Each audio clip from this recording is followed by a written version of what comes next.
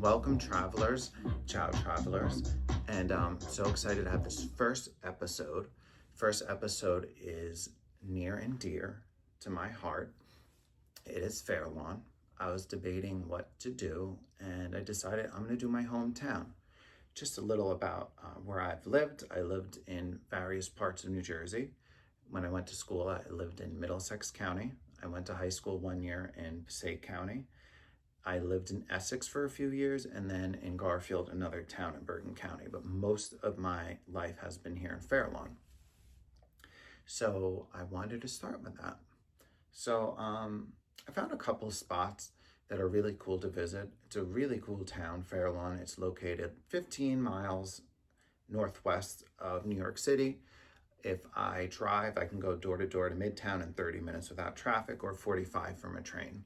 So it's really a great place to visit, and we have so much here and also around our area, being that we are in the New York metropolitan area. All right, so let's start.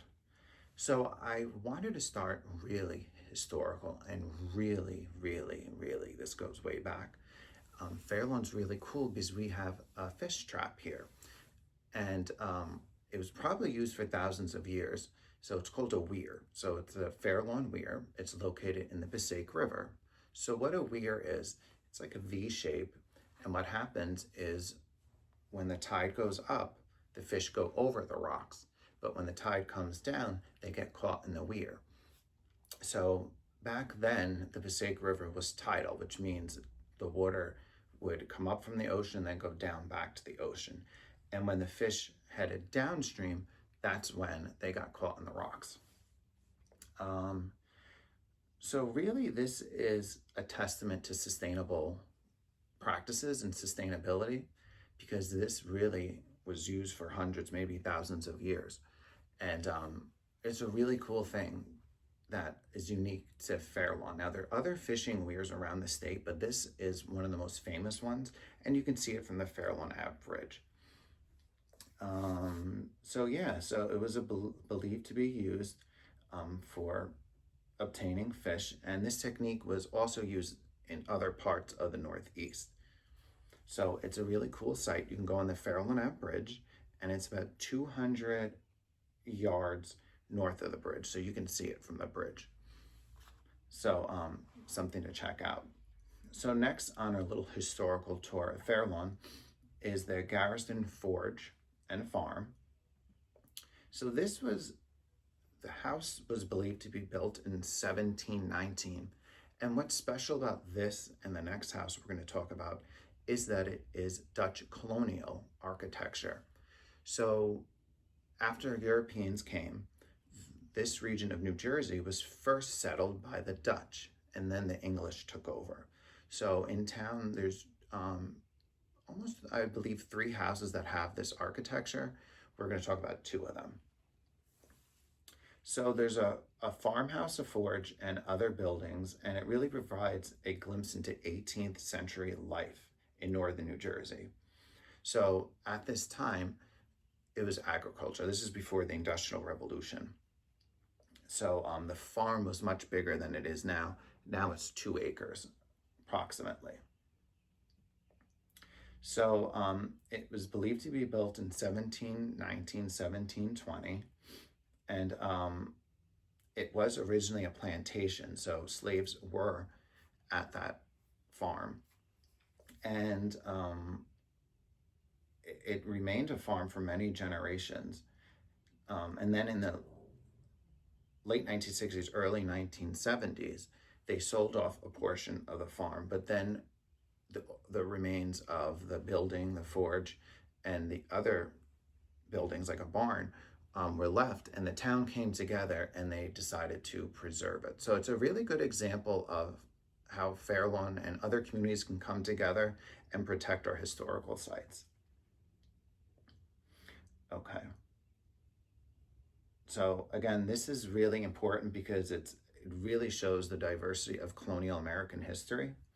And there's some great events that you can go at the forge and farm. So you can go in and they have a kitchen, then they have a bedroom so you can see what life was like. And they really have a lot of great programs and events you can go to. So they're really focused on native plants. Native plants means you have flora that is local to the area. And that's important because the animals in this area and the insects, that's what they know. Their bodies are used to that. So when you introduce outside plants, it becomes more worrisome. And it can also lead to also invasions of invasive species that will eat that flora versus the native. So it's really important to garden and use native plants. I'm not the best in gardening. Some of our lawn died, but I say you should do it. It's really very important. So now the garden consists of over 50 herbs and spices, and they actually have a butterfly garden, which is really cool. And also they have some reenactments. So they have a Revolutionary War reenactment.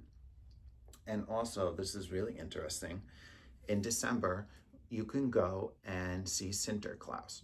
So Sinterklaas is Santa Claus from Dutch Santa Claus. And Sinterklaas looks different than the modern day Santa Claus. They have similarities, but it's funny because sometimes the kids get startled because it's a lot, and it's a lot different. So it's a little bit of something different. It's a different part of the world, and to see that is very interesting. To see it in Fairlawn, to get that Dutch culture. So I would suggest going there. It's a really great place. All right, so our next place, we're going to head from the Passaic River side to now the Saddle River side. So Fairlawn has two rivers. On west side is the Passaic, east side Saddle River, and now we have the Nogle House. So the Nogle House is in different condition right now. Probably for the past 20 years, there's been updates and reviving this historical site. It's not in a condition to go inside right now, but that's the goal. So sometimes it takes a little bit of time to get what you need. So it's another Dutch colonial style, just like the previous place we talked about it. And it's believed to be built around 1745. And this was an important site because it is believed that George Washington stayed there during the Revolutionary War. So New Jersey really had a lot of battles and was very important for the Revolutionary War. And there's so many sites to see, and this is one of them. So it's consisted of sandstone block walls, but it is unique in having been built in the side of a hill, giving it 2.5 stories. And what's cool about this is that you can see this historical place, and then you can enjoy the park. So this park spans many towns, many miles, and you can bike, you can walk, and there's like actually a little waterfall that separates Fairlawn, Paramus, Glenrock, and Ridgewood. So it's a really great place to visit. Okay, so now we're moving on, and this is probably the most famous part of Fairlawn. It's Radburn. And what makes Radburn so famous is that it was really the birthplace of a certain type of urban planning. So, so Radburn really started the garden style type of design, which lasted to maybe, I would say, that in the United States, still the 40s, and in other places and around the world, 70s, and then it came out of fashion. But it's a really interesting place to visit. So it developed in the 1920s, and due to cars becoming, more prevalent, they decided to make this a different type of plan. So people's front doors face the parks, and there's parks intertwined throughout the community, and their back doors face the streets. And what Radburn really did was they really started the idea of cul-de-sacs. So a cul-de-sac is kind of like a dead end, but it's in a circle shape. And This is what made it special. And they did that because they wanted more pedestrian friendly access, and they were worried about cars and pedestrians intermingling. So it was developed between 1928 and 1934 by Clarence Stein and Henry Wright.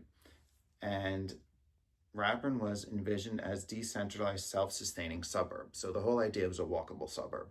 And that part still is walkable. There's a train station. We're getting a supermarket there again. There's shops. There's restaurants. So it is a walkable area. And that's something that's different after post-World War II, where it was very, very car-centric, the suburbs. In a lot of places, maybe where you're watching, you need to drive for anything. Maybe there's no sidewalks. So this is kind of special. They really focus on native flora in their design, kind of going back to using what nature has in the best way. And now that it's almost 100 years later, you have really big trees, you have beautiful lush gardens, and it really is fun to walk through. And there's a really great mature canopy. So in the summer, that side of town is cooler. So due to the Great Depression, it did not end up being as large as they planned. And it did spread to Europe and Australia, but the design fell out of favor due to people being worried about increased crime. So since it's kind of more isolated, people believe this was a catalyst for crime. And actually, one place in Australia called de-Radburnized, and they made it more car-centric and had the parks more visible because they were having issues with crime. All right, so we are heading over into one of my favorite places in Fairlawn. We have really great parks, not only county parks, but we have great borough parks, and one of them is Memorial Pool. Memorial Pool is special because it is a man-made sand pool. So it looks like a lake with sand. And it was built in the late 40s, 1940s, after World War II. That's why it's Memorial Park. And it's a really great place for the town to come together. And you kind of feel like you're at the beach without the drive. And in other communities, they made concrete swimming pools. So there's not that many left. And you have to be a resident of Fairlawn, but it's at a reasonable price. Some of the other towns, it's almost double to 3 times the price. And it's just a great place to go.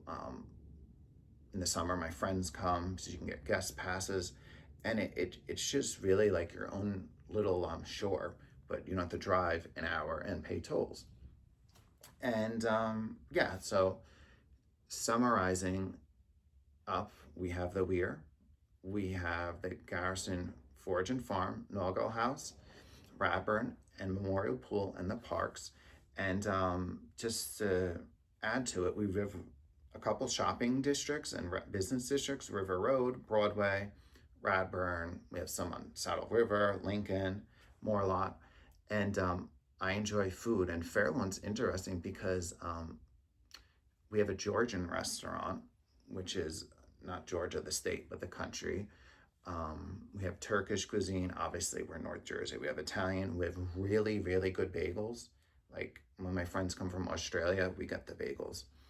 And yeah, there's Indian cuisine. We have a Filipino market. We have kosher pizza, kosher sushi, like a kosher cafe.